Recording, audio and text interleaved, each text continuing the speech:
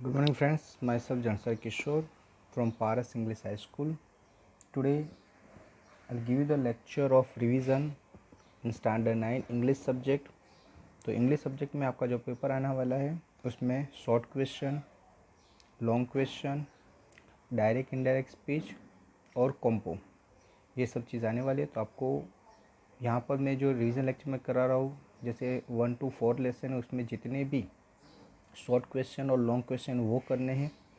Direct indirect भी मैं इसमें करवाऊँगा तो वो, और उसके अलावा मैंने आपको डायरेक्ट इनडायरेक्ट का पूरा टॉपिक करवाया उसमें से, और कॉम्पो ऑन सीन है, कोई भी कॉम्पो आ सकता है। ओके फ्रेंड्स, तो ये आपको करना है। तो चलो स्टार्ट करते हैं revision. First question, how old are Margie and Tommy. तो Margie was 11 and Tommy was 13। Okay next, what did Margie write in her diary. तो मार्गी ने डायरी में क्या लिखा। तो Margie wrote today Tommy found a real book. Next, had Margie ever seen a book before? No, she had never seen a book before. Okay friends, ये short question है, जितने भी है वो करना है आपको। अभी लॉन्ग क्वेश्चन में कराता हूँ ये चैप्टर में। तो first question, what are the main features of the mechanical teacher and the schoolrooms the Margie and Tommy have in a story? तो mechanical teacher are very different from the teacher we have today. आज के जो teacher है उससे एकदम अलग है। They are not human beings, वो ह्यूमन बींग्स नहीं है। They are a sort of gadget, वो एक गैजेट से। They are attracted to television screen, वो टेलीविज़न स्क्रीन जैसे होते हैं। Their speed can be graded according to the age of the mental level of the child. उसकी जो speed है उसको मेंटेन करते बच्चे की जो एज है उसके according. This teacher do not have to go to school to teach. ये जो टीचर्स है उनको स्कूल में पढ़ाने नहीं जाना है। They are kept at the child's home, वो बच्चे के घर में ही है। They flash their lesson on the television screen, वो अपना लेसन टेलीविजन स्क्रीन में बताते हैं। And children learn from them, और बच्चे वहाँ से पढ़ते हैं। They also give the child homework, वो बच्चों को होमवर्क देते हैं टू डू, वो करने के लिए। They check the children's progress by giving them test, और टेस्ट लेकर उसका प्रोग्रेस चेक करते हैं। The school room in the story are also very different, ये जो स्कूल रूम है वो भी डिफरेंट है। They are not like the room if our school, हमारे स्कूल के रूम जैसे नहीं है। They are the room in the house of different children, अलग बच्चे के अलग अलग रूम होते हैं।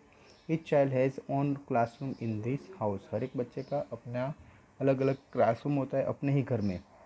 The child has mechanical teacher in his room, और बच्चे के रूम में एक मैकेनिकल टीचर होते हैं। एंड लर्न फ्रॉम इट, और उसमें से वो क्या करते हैं, लर्न करते हैं। ओके फ्रेंड्स, तो अभी चैप्टर नंबर 2 में से जो शॉर्ट क्वेश्चन और लॉन्ग क्वेश्चन आपको समझा रहा हूँ। तो second number chapter, how old was Evelyn when she went to the royal academy of music.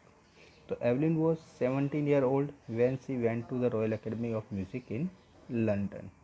Next, when was her deafness first noticed, when was it confirmed. तो Evelyn's deafness was first noticed by her mother when Evelyn was 8 years old.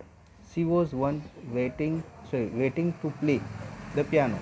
When her name was called, उसका नाम बुलाया गया, she did not move, लेकिन वो move नहीं, यानी उसने कोई रिस्पॉन्स नहीं दिया। That was when her mother realized that Evelyn had not hearing anything. तब एवलिन की मदर को रियलाइज़ हुआ कि एवलिन सुन नहीं पाती है। Her deafness was confirmed when she was 11, लेकिन जो 11 साल की तब ये कन्फर्म हुआ कि रियल में उसको सुनाई देता नहीं है। ओके फ्रेंड्स, अभी इसमें एक लॉन्ग क्वेश्चन देख लेते हैं। Who helped Evelyn to continue with music, what did he do and say. तो किसने एवलिन को म्यूज़िक में कंटिन्यू रखने में हेल्प की, what did he do and say, उसने क्या कहा और क्या करा। तो percussionist Ron Forbes was the first person to notice Evelyn's potential.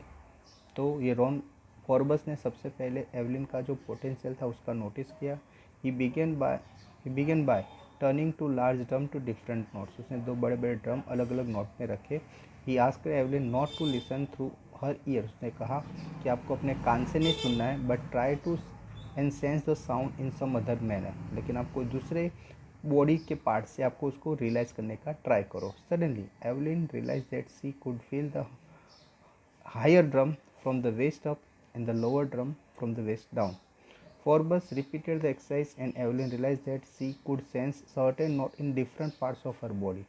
तो उसको रियलाइज़ हुआ कि मेरे कान नहीं सुन सकते लेकिन मेरे जो बॉडी के पार्ट है वो उसको आवाज़ क्या कर महसूस कर सकते हैं, और इस तरह से उसने लर्निंग क्या किया, सीखा. Okay friends, now see the next chapter. Sorry, इसमें पार्ट एवलिन के साथ दूसरा भी एक लेसन है कंबाइंड में. ठीक है, तो द साउंड ऑफ म्यूजिक में why did Aurangzeb ban the playing of the pungi. तो emperor Aurangzeb ban the playing of pungi in the royal residence for it had a shrill and unpleasant sound. वो श्रिल था, unpleasant sound था. It became the genetic name for a reeded noise maker. उसको लोग noise maker कह के बुलाते थे. How is a shehnai different from pungi. वो शहनाई पुंगी से डिफरेंट कैसी थी. तो shehnai is pipe with natural hollow stem that is longer and broader than the pungi. It has 7 holes on its body. When it played, the closing and opening of some of the holes producing soft and melodious sound. Okay, इस तरह से सब ये जो question आपको करने हैं. अभी long question. Why did Bismillah Khan refuse to start a Sahnai school in USA? तो Bismillah Khan refuse to start a shehnai school in USA because he could not live outside India. उसको इंडिया से बाहर नहीं रहना था. His students who had asked him to head the shehnai school promise that he would recreate the atmosphere of Banaras by replacing the temples in city. तो उसके student ने कहा कि भाई मैं आपको बनारस में जिस तरह से टेम्पल से सिटी मिस्टर्स में वहाँ पर बनारस जैसा बना दूंगा, एटमोसफियर क्रिएट करूँगा, आप आ जाओ. However he wanted to know if his student could also transfer river Ganga. लेकिन उन्होंने पूछा अपने स्टूडेंट को, क्या आप ये जो रिवर गंगा है उसको ट्रांसपोर्ट कर दोगे. Which is study student obviously could not. ये रियल में ही स्टूडेंट नहीं कर सकता. He himself said that whenever he was in the foreign country he kept running to see Hindustan. वो कहीं पर भी दूसरी कंट्री में होता है तब तो उसको वापस इंडिया आने का इच्छा होती है, यानी उसको इंडिया ही अच्छा लगता है, वो कहीं और जगह रहना चाहता नहीं है. ओके, नेक्स्ट क्वेश्चन है who were the people in Kezia's family. तो केजिया की फैमिली कौन कौन थे. तो Kezia's family had her mother, father, grandmother and herself. इतने लोग उसके फैमिली में थे. नेक्स्ट क्वेश्चन है Kezia decides that there are different kinds of father. What kind of father was Mr. McDonald and how was he different from केजिया's father. तो Kezia ने क्या decide किया कि भी अलग अलग टाइप के फादर होते हैं. उसमें वो क्या सोचते हैं मैकडोनाल्ड किस तरह से फादर है और उसके फादर से कैसे वो अलग है. तो Kezia compared her father with mister McDonald the next door neighbour. He was loving, gentle and forgiving father. वो लविंग थे, जेंटल थे और फॉरगिव यानी किसी को माफ़ कर दे ऐसे फादर थे. He was always smiling and playing with the children. वो ऑलवेज स्माइलिंग रहते थे और बच्चों के साथ खेलते थे. He treated his child in a friendly manner. वो अपने बच्चों को फ्रेंडली मैनर में क्या करते थे, ट्रीट करते थे. He was just opposite of Kezia's father. वो केजियास के फादर एकदम अपोजिट थे. Unlike Kezia's father he never promised his children punished his children. तो केजिया के फादर की तरह वो अपने बच्चों को कभी पनिश नहीं करते थे. He played with them when ever he was free. जब भी फ्री होते थे वो अपने बच्चों के साथ खेलते थे.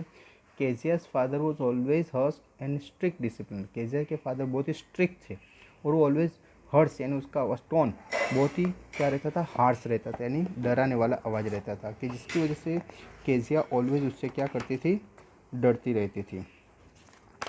तो फ्रेंड्स, तो नेक्स्ट जो है चैप्टर नंबर 4 तक आपको आने वाला है. तो चैप्टर 4 तक आपको जितने भी शॉर्ट और लॉन्ग आंसर वो कर देने हैं. Why did Einstein hate school. Einstein school को क्यों हेट करते थे. तो he hated school regimentation because of its extreme sense of discipline.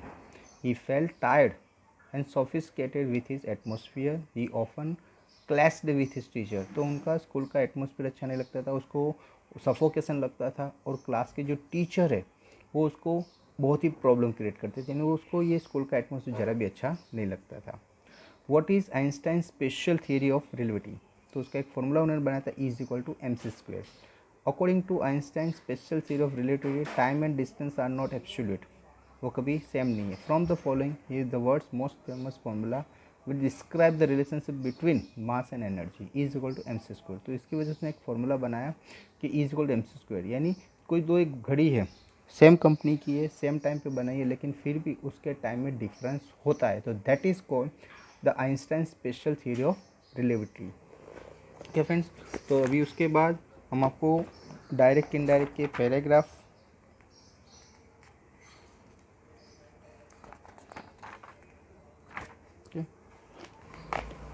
see the first paragraph. Einstein said, how happy,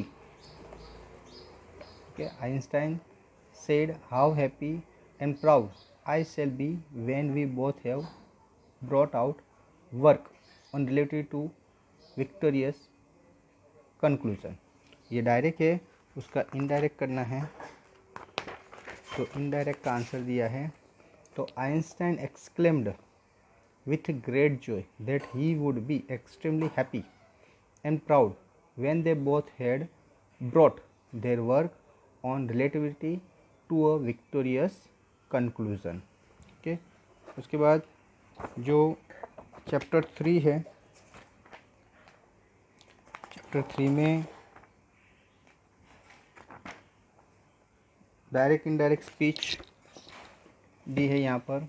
जैसे फर्स्ट दी है, Kezia's mother could call to her, if you are a good girl, you can come down and take off father's boots। तो उसका answer है, Kezia's mother would call to her, if you are a good girl, you come down and take off father's boots। Okay, ये direct है, ये उसका indirect है। तो इस तरह से डायरेक्ट इनडायरेक्ट स्पीच आएगी, और फिर जो कॉम्पो है, कॉम्पो आपको अनसीन आएंगे। Okay friends, thank you very much to listen me carefully.